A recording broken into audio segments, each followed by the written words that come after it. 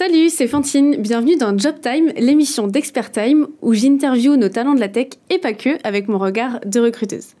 Aujourd'hui, on est avec Alexandra. Salut Alexandra. Salut Fantine. Tu vas bien ? Bah ça va très bien. Merci à toi d'être là. Je sais que ça fait plusieurs fois qu'on se tourne un peu autour et on a enfin réussi de caler un créneau. On a pris rendez-vous, on peut y aller. Et voilà, donc je suis très contente de t'avoir avec nous.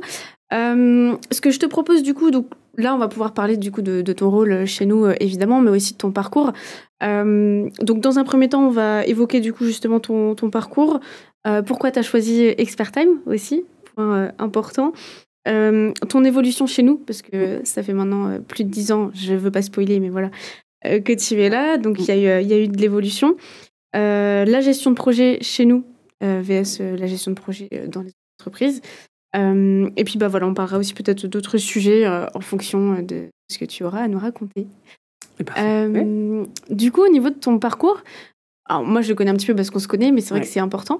Ça commence par où ? Qu'est-ce que tu as envie de nous raconter sur le début de l'histoire ? Alors, qu'est-ce que je pourrais... Alors, je vais vous dire que je viens pas du monde de la tech du tout. Moi, au départ, j'ai fait un BTS commercial et ensuite j'ai fait une école de commerce en alternance. Tu voulais être commercial, du coup, de base Pas du tout. J'avais pas forcément une idée très claire. Tu sais, tu fais éco, tu gardes l'anglais, tu gardes les maths, et puis tu t'orientes naturellement vers une école, voilà. Et puis, j'ai fait mon alternance. Donc, j'ai fait un BTS classique. Et après, j'ai pris une école de commerce en alternance. Et j'ai fait 2 entreprises dans l'informatique. Et plutôt dans l'informatique hardware. Donc, mais j'étais quand même prédestinée un peu au départ. Donc, on était plutôt sur de la vente de matériel, de la vente de produits, du stockage de données, enfin voilà. T'étais commercial du coup en alternance ? Non, j'étais plutôt sur la partie marketing, communication au départ, tu vois, la gestion du site, etc. Et puis j'ai intégré une agence de communication. C'était mon premier travail. Premier CDI du coup Premier CDI, agence de communication indépendante. Sur Paris. Ouais, sur Paris. Et du coup, j'ai appris toute la chaîne print, la chaîne graphique, ce qu'on appelle. Donc, et puis... Une fois que j'avais fait le tour, ils montaient un pôle digital et je me suis embarquée là-dedans. J'ai eu une manageuse qui m'a formée, accompagnée et qui a vu mon potentiel sur cette partie-là. Et puis c'était beaucoup plus valorisant, beaucoup plus intéressant que de faire un peu du classique print. Ouais, toi, tu avais besoin de plus en fait. J'avais besoin de quelque chose. Donc c'était très bien, je gérais les deux un peu, mais vite je me suis orientée. Donc quand on est chef de projet en agence de communication, on est plutôt... sur la rédaction des spécifications, sur des phases de test. On n'a pas le rôle de chef de projet tel qu'on l'entend en société de service. Oui. C'est pas tout à fait... C'est le même libellé, mais on fait pas tout à fait la même chose. C'est pas le même jargon. Et donc voilà. Donc j'avais fait 8 ans dans cette agence. Donc c'était quoi le ratio ? C'était une année sur la partie marketing j'ai quand même fait 2-3 ans. J'ai fait une année pleine de print. Et puis après, vite, j'ai cumulé les deux. Puis après, je me suis vraiment spécialisée. Et du coup, je suis passée responsable, directrice de clientèle. Donc, pareil, les libellés sont un peu différents de ce qu'on a aujourd'hui chez nous. Donc tu as retrouvé un peu de commerce finalement Alors, effectivement, il n'y avait pas d'équipe commerciale. Donc c'était vraiment la responsable de clientèle et le directeur conseil qui gérait directement les comptes. Et donc tous les aspects commerciaux, effectivement. Les réponses, les devis, les chiffrages, c'était effectivement directement dans nos équipes. Il n'y avait pas de rôle commerciaux. Voilà. Donc, tu avais déjà un peu un pied, finalement, dans la gestion de projet, même sans trop savoir... Ah oui, alors, de la gestion de projet, bien évidemment, mais ce n'était pas tout à fait le même rôle. C'est-à-dire qu'en agence, je te dis, tu t'arrêtes aux phases de test, tu n'as pas ces enjeux d'autonomie sur le client, de budget à piloter, etc. Tu es beaucoup plus accompagné, tu es beaucoup plus junior, même en ayant le même libellé. Donc 8 ans dans cette entreprise. Voilà. Et après, qu'est-ce qui s'est passé ? Après, Expert Time, du coup, parce qu'effectivement, j'ai répondu à une annonce, ils cherchaient un chef de projet. Et je me suis dit, j'ai fait une agence de com, sur des enjeux où on était beaucoup sur des sujets en open source, donc voilà. Et du coup, je me suis dit, pourquoi pas intégrer plutôt une société de services, qu'on appelait à l'époque effectivement une SS2I, sur des produits Microsoft. Donc j'ai rencontré Philippe. C'est Philippe qui m'a embauché directement. Ah, c'est marrant, je savais pas. Philippe, c'est notre directeur général, pour ceux qui savent pas. Exactement. Et du coup, c'est directement lui qui m'a rencontré. Il a fait l'entretien avec toi. Ah oui, on a fait l'entretien et effectivement, avec une chargée de recrutement à l'époque qui est partie depuis. Et à cette époque-là, il n'était pas encore directeur général. Non, il était responsable de l'entité, effectivement, ce qu'on appelait solutions. Donc c'était toute la partie effectivement custom dev, mais on était très orienté SharePoint. Il y a 10 ans, on faisait quasiment que du SharePoint. Et donc, j'ai intégré Expertime. Pourquoi ? Parce que le contact m'a bien plu. Et puis, ils avaient une agence intégrée à l'époque, 4.0. Okay. Et qui, du coup, il y avait ces enjeux un peu d'ergonomie, de communication.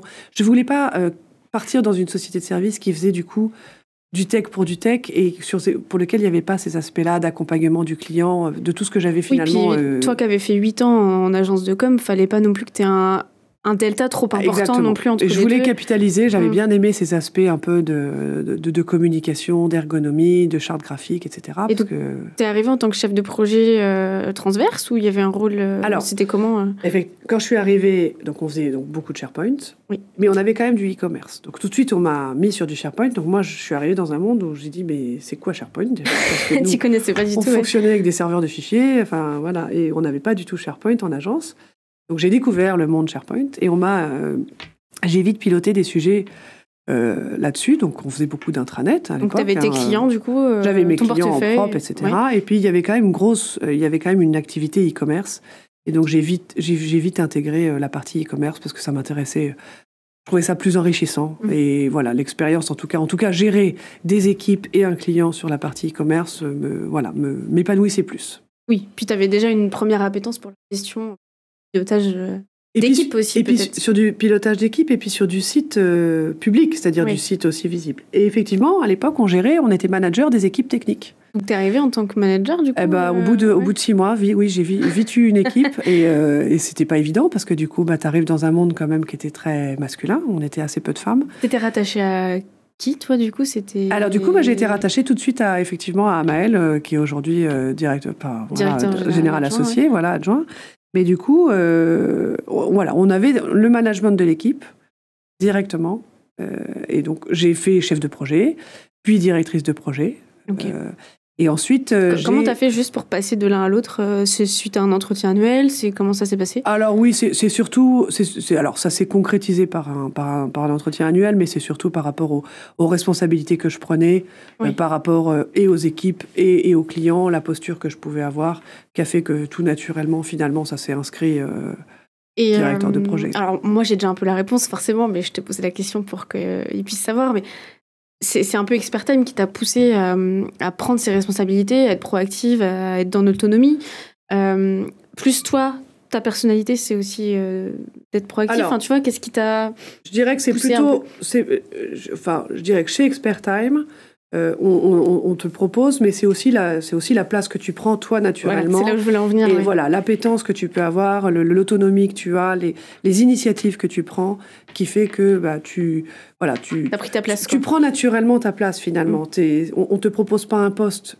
Bien sûr qu'on peut te proposer un poste que tu dois atteindre, mais il y a aussi quand même tout un parcours qui fait que, par les initiatives personnelles que tu as eues et l'autonomie que tu as eue sur les projets, ça s'inscrit tout naturellement, finalement. Et c'est aussi qu'il y a la chance, et même encore aujourd'hui, donc là on parle d'il y a 10 ans, 11 ans, ça fait 11 ans maintenant que tu es chez nous.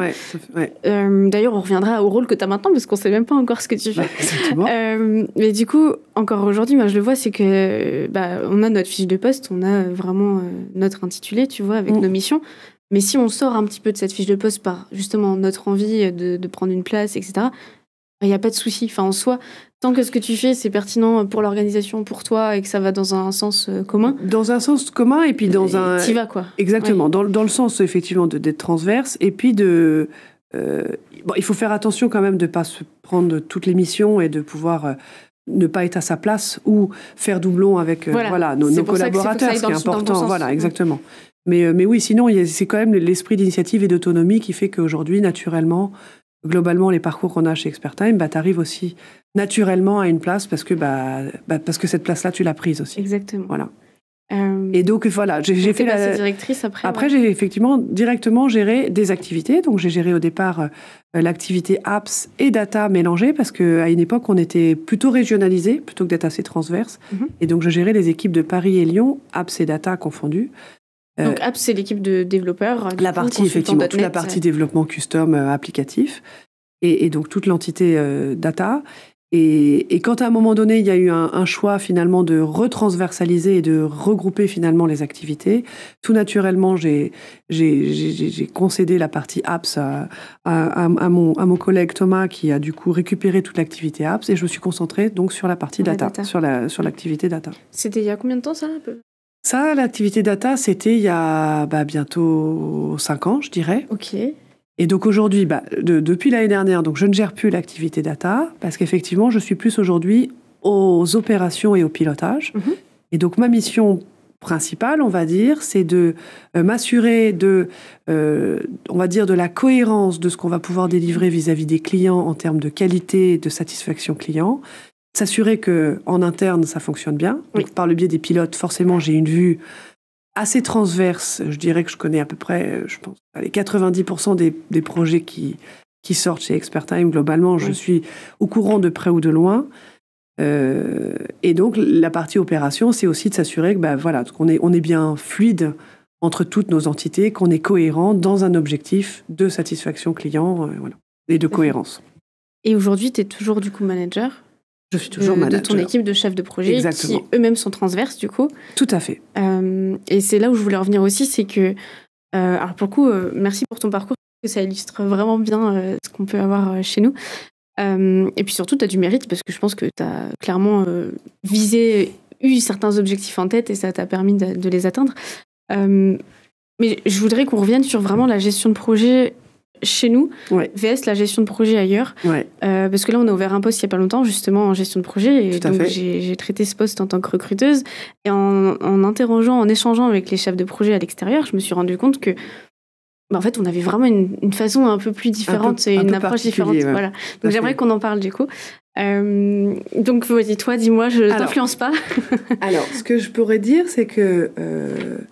Déjà, on a une spécificité, alors je ne sais pas comment tout à fait là c'est traité dans d'autres entreprises, mais on traite, on va dire, on tient, et ça c'était vraiment une conviction que moi j'ai eue dès le départ, avoir un chef de projet qui est un interlocuteur privilégié pour notre client, quels que soient les projets qu'il adresse derrière. C'est-à-dire on est plutôt un chef de projet avec main dans la main avec le commercial et bien entendu le référent lead architecte technique. Donc ça veut dire qu'ils ont chaque chef de projet un portefeuille client.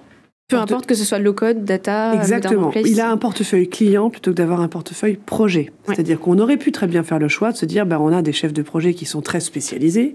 On en a bien sûr qui le sont. En l'occurrence, on en a qui sont très spécialisés sur la partie apps, d'autres sur la partie data. Mais qu'on leur préférence aussi. Et qu'on leur préférence et puis qu'on leur facilité aussi, parce qu'ils ont des automatismes qui sont venus et du coup, c'est beaucoup plus simple pour eux. Cela dit, si on s'oriente client, parce que c'est quand même le modèle aussi de l'entreprise, c'est d'être quand même orienté business et de pouvoir adresser les meilleures problématiques auprès de nos clients. Exactement, oui. Et c'était plus cohérent d'avoir un interlocuteur, finalement, qui est un bras armé opérationnel vis-à-vis du client. Qui connaît bien le client. Qui est au courant, voilà. Vis-à-vis du client, il est capable d'interfacer pour pouvoir donner toute la visibilité sur l'ensemble des projets qu'on traite pour ce client. Et ça, c'est génial pour le client, parce que déjà, il n'a pas, comme tu dis, plusieurs interlocuteurs différents. Et surtout pour nos chefs de projet et nos commerciaux, ils connaissent notre client mieux que personne. Ils connaissent le client mieux que personne. Voilà. Et du coup, si on se met, là on voyait l'intérêt du client, mais si on se met sur l'intérêt aussi pour un chef de projet ou un commercial, c'est-à-dire que aujourd'hui, ils sont... Alors c'est plus compliqué, bien sûr, c'est un peu plus challenging, mais ils sont obligés de connaître toutes nos offres et de savoir adresser toute typologie de projet, chacun avec leur spécificité. Forcément, on n'adresse pas un projet de la même manière, un sujet de low-code, comme on adresse un sujet de data. Et pour un consultant, par exemple, justement, low-code, data, ou consultant de nos activités, l'avantage à ça, est-ce que tu t'en vois un par rapport à l'autre modèle ? Alors, pour le consultant en tant que tel d'une spécificité, je ne suis pas sûre qu'il y ait un avantage immédiat. Il ne voit pas trop la différence. La seule chose, c'est qu'effectivement, on peut le nourrir avec « regarde tout ce qu'on fait, toi tu participes pour un bout pour cette spécificité chez ce client, mais regarde tout ce qu'on adresse. » Et ça nous arrive quand même de faire des ponts, c'est-à-dire qu'on le sait bien, à un moment donné, on sait très bien qu'on va devoir développer une application, on se pose la question de savoir si on va la faire en low-code ou en développement custom. Donc c'est quand même intéressant. La gestion des données avec la data. Finalement, que les équipes aient quand même, en se disant, on est au service du client, on a une cohérence avec un sentiment d'équipe et avec du coup des profils et des gens qui ne sont pas de la même expertise. C'est bien résumé, je trouve qu'en fait, c'est ça, j'arrivais pas à mettre de mots dessus et tu l'as très bien fait, c'est que ça permet à un consultant de voir l'intérêt et de voir où il travaille parmi justement tous les projets qu'il peut y avoir chez ce même client. et de voir un intérêt surtout à ce qu'il fait. Exactement. Parce que, pour le coup, les personnes avec qui j'avais échangé, c'était beaucoup... moi, je suis chef de projet et pour le coup, ils ont aussi du mérite. Je pense que chacun a des spécificités différentes. Mais je suis chef de projet pour un et même client avec mon équipe de 4-5 personnes en agilité. Mais du coup, ils voient que ce projet-là, tu vois. Et du coup, ils savent pas eux-mêmes ce que fait l'entreprise et l'organisation avec d'autres clients, d'autres activités. Et c'est très cloisonné. Et on en revient justement à ce que tu disais faut prendre sa place et il faut... ça va dans le même état d'esprit. Dans cet esprit d'initiative, etc. Voilà. C'est-à-dire qu'on ne veut pas verrouiller les gens dans un seul rôle. Mettre dans des cases, quoi. Exactement. L'objectif, c'est de faire que le quotidien aussi des collaborateurs, quel que soit leur rôle, soit animé par un intérêt transverse, un intérêt commun. Et on se dit que le client orienté avec tout ce que ça sous-entend, c'est la meilleure façon de procéder. Voilà, c'était un vrai choix, une particularité qu'on avait chez ExpertTime. C'est une bonne chose. Après, une autre particularité sur laquelle je pense qu'il est important de mentionner, c'est que on a tendance à être assez agile. Oui. Beaucoup agile.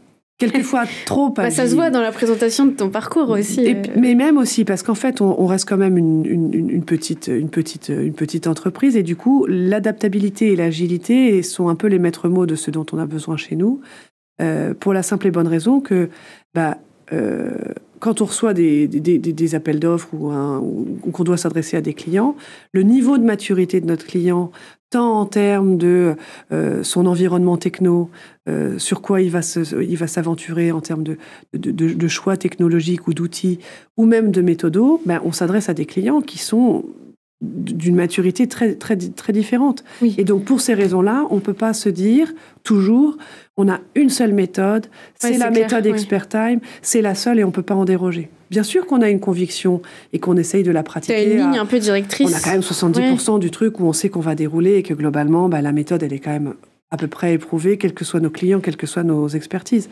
Mais ça n'empêche qu'on est quand même constamment obligé de s'adapter. On a des clients qui nous parlent d'agilité. Et en fin de compte, c'est un effet de mode, parce qu'ils ne savent pas vraiment ce qu'il y a derrière. Oui, c'est vrai, voilà. Tu fais bien de le préciser. Donc c'est une autre spécificité, je trouve, chez nous. Voilà. Et pour le coup, ce n'est pas que sur la direction des opérations ou la gestion de projet, c'est vraiment à tous les niveaux, je trouve. Alors là, c'est même nous, dans l'équipe RH, c'est pareil. Enfin, tu vois, mais du coup, il ne faut pas être schizophrène, parce que du coup, ce qui est vrai que c'est un peu différent. Finalement, tu n'as jamais un seul projet qui peut se passer exactement de la même manière. En fonction de si tu travailles avec un tel ou avec tel ou tel client. Et c'est comme ça que tu apprends. Enfin, c'est comme nous en entretien, ou même là, cette émission, tu vois, je ne vais pas m'adapter à la même, avec toi. À la même typologie des questions, en fonction de tout le monde. C'est ça, il faut s'adapter tout le temps. Et c'est le maître mot, je trouve.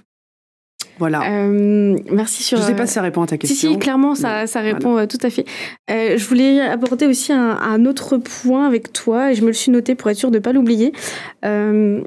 Mais je sais que comme tu as un rôle de manager chez nous, et on en a parlé d'ailleurs en off, on va dire, tout à l'heure, tu as une façon, et j'aime beaucoup ton approche managériale, tu as une façon de gérer et de piloter ton équipe en proximité, en fait, et comme beaucoup aujourd'hui chez nous.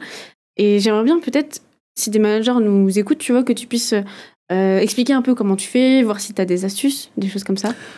Alors, je ne sais pas si j'aurais des astuces. J'ai tendance à manager, on va dire, et même à gérer, c'est ce que je te disais, globalement plutôt à l'intuition, plutôt sur le côté spontané. Alors après, c'est pas toujours la meilleure solution, parce que ça a ses limites, comme tout. Ça a ses limites, voilà, ça sous-entend, mais j'aime effectivement j'aime les contacts humains et j'aime pouvoir échanger, et donc la proximité est importante pour moi. Oui.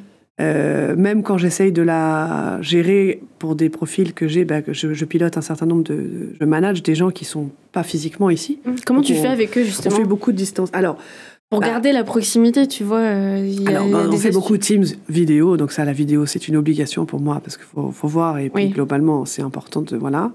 On essaye quand même souvent il y en a quand même beaucoup qui viennent sur Viroflay et qui viennent nous voir, et que j'ai l'occasion du coup de rencontrer par ce biais-là.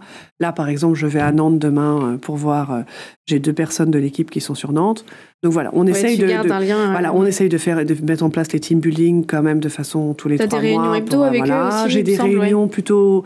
Alors j'ai une réunion hebdo avec chacun d'eux en individuel. Oui.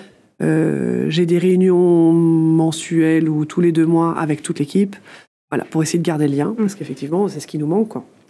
Pas toujours être en contact. Les réunions individuelles, donc ce qu'on appelle chez nous les one-to-one, dans notre jargon d'Expertime, c'est des moments où, comment dire, c'est quoi, tu les planifies, comment ça a été ta semaine, comment tu vas, ok, c'est quoi tes objectifs, c'est quoi ta prio, enfin, c'est un peu ça. Je prends la température, c'est un vrai échange. Hein, c'est pas que de l'information. L'objectif, c'est pas que ce soit que de l'information montante. Oui. Moi, j'ai besoin que l'équipe et que chacun des chefs de projet puisse me dire où il en est, les risques qu'il voit, quels sont les objectifs de sa semaine, comment il se sent. Il soit au clair, quoi. Comment il se sent, il est à l'aise, il déborde, il est très content, il aimerait bien avoir cette typologie de projet, il a un doute sur tel objectif, enfin, peu importe. C'est un vrai échange, voilà. Tu prends un peu la température, surtout. Ouais. Voilà, donc ça, c'est toutes les semaines. Et après, effectivement, quand tu me posais la question de manager, effectivement, la proximité, l'écoute et l'échange, c'est-à-dire être capable de pouvoir s'écouter, ça c'est certain, mais se dire les choses, c'est-à-dire que... Faire un feedback aussi. Oui. Voilà, et moi j'ai besoin que ce feedback, il soit positif ou négatif, il est factuel, il n'est pas forcément intégré de sentiments, mais il est important que je puisse les encourager quand il y a eu des belles actions et une vraie... la reconnaissance, mais c'est parce que c'est primordial, mais aussi pouvoir leur dire, et c'est aussi un signe de reconnaissance, de dire les choses pas forcément que positives, de pouvoir leur évoquer que sur ce sujet-là, je pense qu'ils n'ont pas fait comme il faut, et qu'on puisse en échanger. Parce ça aurait pu être mieux. Ma vision des choses, et puis on la partage pas. Donc ça reste un échange. Et donc tu attends qu'eux te fassent aussi un feedback sur toi. Okay, ça me dérange pas du tout qu'on puisse me faire. Alors, c'est toujours une question. C'est une question de forme. C'est toujours pareil pour peu qu'on te fasse un retour un peu dur un jour où t'es pas en bonne humeur. Voilà. Mais moi je pense qu'on apprend beaucoup aussi de par ces échanges et qu'ils soient à partir du moment où ils sont constructifs et factuels.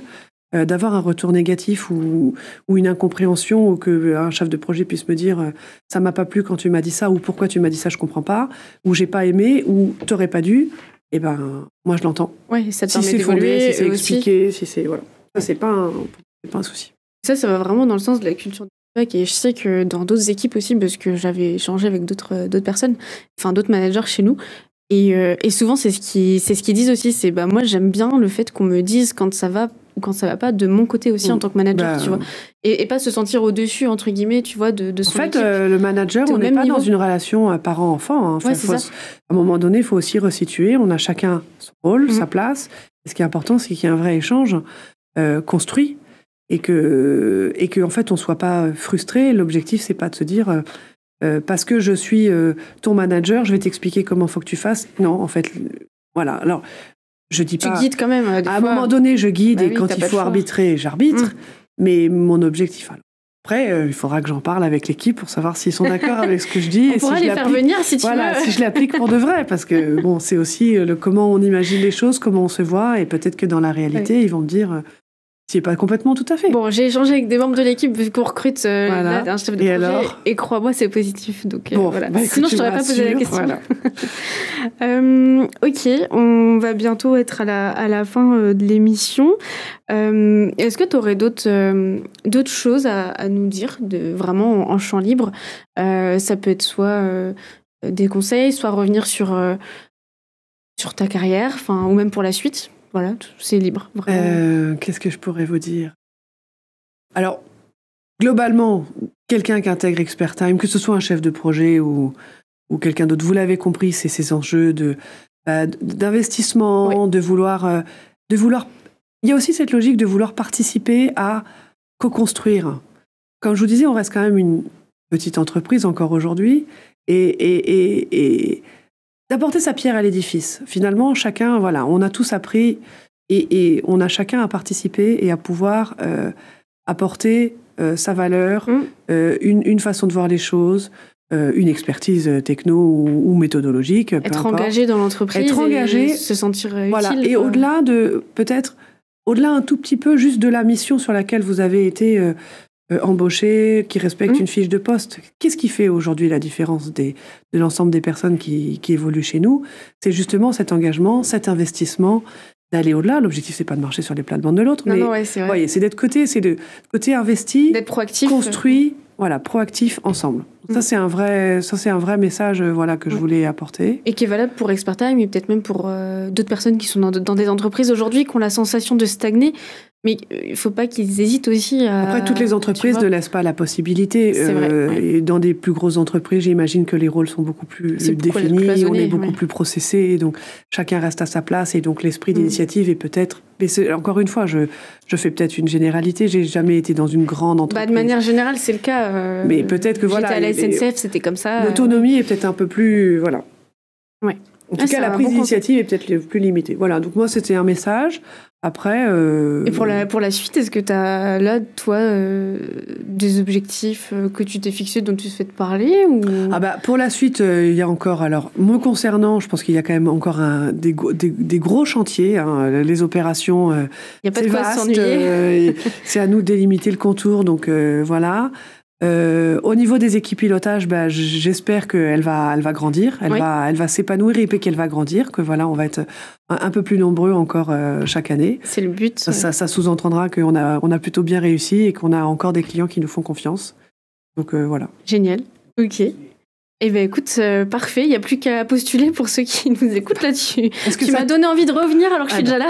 Bon. Est-ce que ça t'a été le modèle? Oui. Est-ce que j'ai répondu à toutes tes questions? Non, franchement, tu as répondu à toutes mes questions. Et comme on se connaît, j'avais déjà vraiment identifié des sujets un peu prioritaires, quoi. Donc, je suis contente que tu aies pu être là avec nous aujourd'hui. Et c'était un plaisir. Merci beaucoup. Merci, Fantine. Voilà. Et clairement, si vous, de votre côté, vous êtes curieux comme Alexandra et que vous avez envie de regarder nos offres, allez sur le lien dans la description et contactez-nous.